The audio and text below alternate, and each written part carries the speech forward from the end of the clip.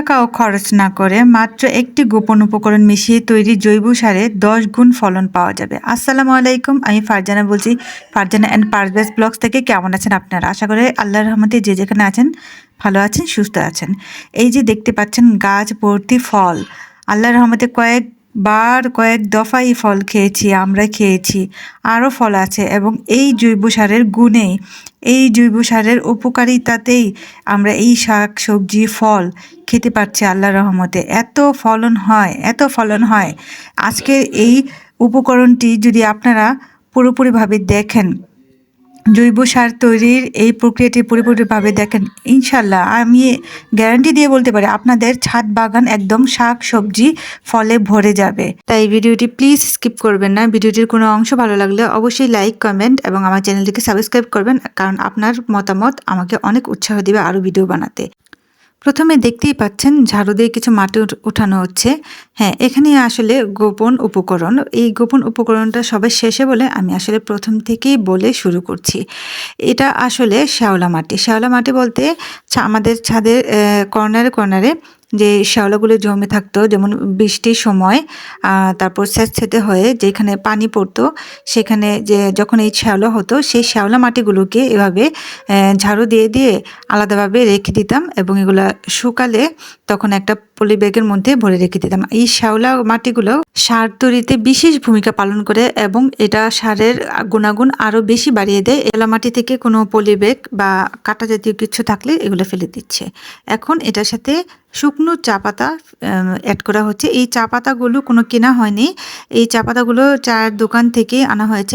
এটা একদম ওরা মাগনাই দিয়ে দেয়, এগুলোর জন্য কোনো টাকা রাখে না। তো এটা ভালোভাবে চা পাতাগুলো শুকিয়ে নিতে হবে, ভিজা হলে চলবে না, শুকিয়ে নিতে হবে। শুকানোর পরে এখন এটা শ্যাওলা মাটির সাথে মিক্স করা হলো। তারপর এই ডিমের খোলগুলো এভাবে ভেঙে দেওয়া হচ্ছে। ডিমের খোলগুলো ভালোভাবে শুকিয়ে নিতে হবে, কাঁচা ডিমের খোল হলে চলবে না, আগে শুকায় নিতে হবে খোলগুলো। ডিমের এই শুকনো খোলগুলো খুব সহজে মচমচ করে এভাবে ভেঙে যাবে। তারপর এই শ্যাওলা মাটির সাথে চা পাতা আর ডিমের খোলগুলো ভালোভাবে মিক্স করে নিব। মিক্স করে নেওয়ার পরে এই যে দেখতে পাচ্ছেন, এগুলো হলো আগে তৈরি করা জৈব সার। এই আগে তৈরি করা জৈব সার কিছুটা এটার সাথে মিক্স করে দিলে হয় কি, আপনি নতুন যে জৈব সারটা তৈরি করবেন সেটার প্রসেসটা খুব দ্রুত হয়ে যায়।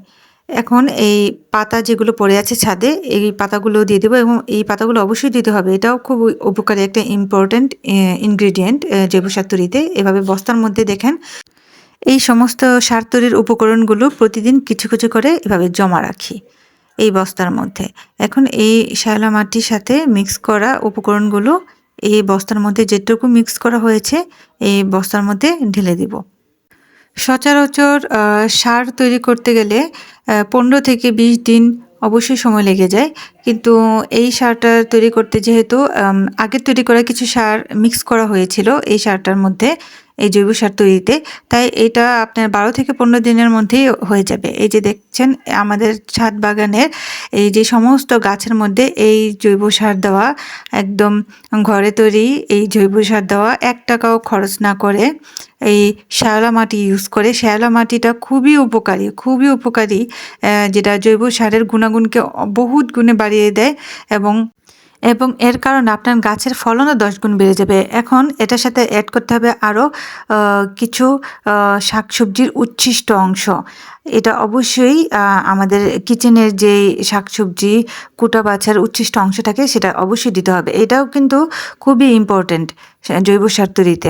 অ্যাকচুয়ালি এগুলো সব কিছু মিক্স করে একটা উন্নত মানের জৈব সার তৈরি করা হয়, যেটা আমরা অনায়াসে কোনো টাকা খরচ না করে ঘরেই তৈরি করতে পারি। এখানে আরেকটা ফ্রিজের খোলের মধ্যে আবার কিছু জৈব সার তৈরি করা হচ্ছে, একটা বস্তার মধ্যে আর একটা খোলের মধ্যে। এখানে দেখছেন এটা তরল জৈব সার।